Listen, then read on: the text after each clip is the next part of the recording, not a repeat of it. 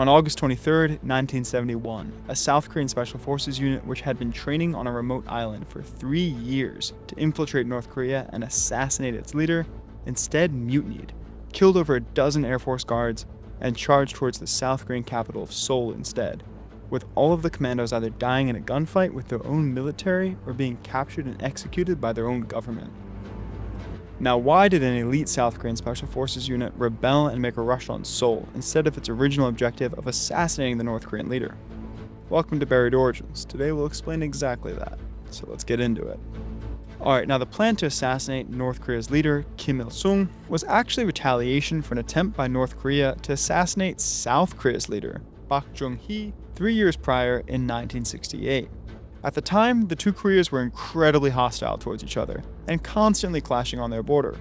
North Korea was trying to destabilize the government in the south by launching a guerrilla war against it, while carefully not engaging in a full-scale war due to the presence of American nuclear weapons in the south.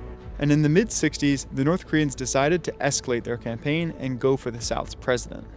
A big reason for the timing was probably that the US, which had been the sole reason for South Korea's survival in the Korean War just over a decade before, was now bogged down in Vietnam along with the South Korean military, so they would be stretched thin in the event of popular upheaval.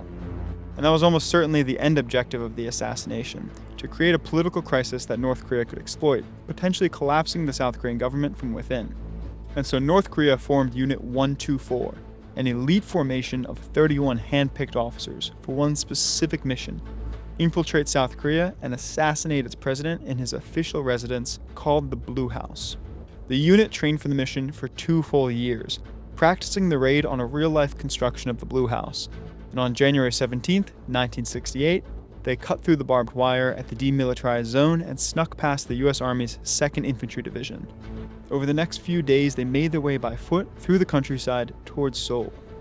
But on the way, the unit was discovered by a group of South Korean brothers who were out gathering firewood. They debated whether or not to kill the brothers, but eventually decided against it, warning the brothers not to tell the police, which of course they immediately did, which triggered a full-scale manhunt for the unit.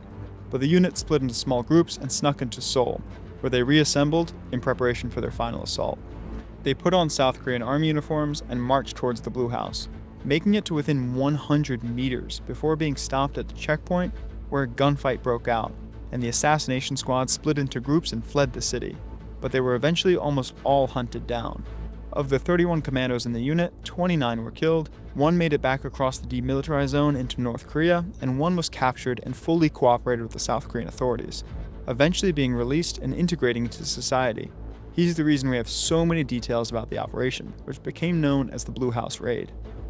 In retaliation for the attempt on their president's life, the South Koreans planned to launch a tit-for-tat operation, forming a specialized unit for the express purpose of assassinating the North's leader, Kim Il-sung, even with the exact same number of commandos, 31.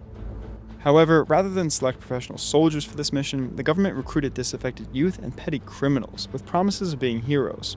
The idea was that this was essentially a suicide mission, and so they wanted expendable commandos who no one would miss. They sent the 31 trainees to the uninhabited island of Silmido, where they underwent 3 years of absolutely brutal training in what was essentially a prison camp. They were never allowed to leave or have contact with the outside world, and they were guarded as if they were prisoners rather than commandos. 7 of them died during their extreme training, which included long-distance swims in freezing ocean and hunting and killing animals on the island with their bare hands. And a few were executed for trying to escape. It was a terrible existence meant to form the toughest assassins. After 3 years of this brutal training, the surviving members of the unit were told awful news. The mission had been called off, as relations between the two Koreas were improving.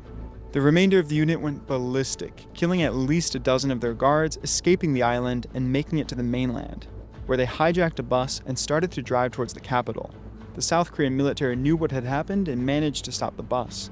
Then a gunfight broke out and most of the unit was either killed or committed suicide with grenades. 4 of the commandos were wounded or captured, but they were then executed by the government, which kept all details of the unit and the gunfight a secret until the 1990s, when South Korea ended decades of dictatorship and transitioned into a democracy that allowed people to start asking questions.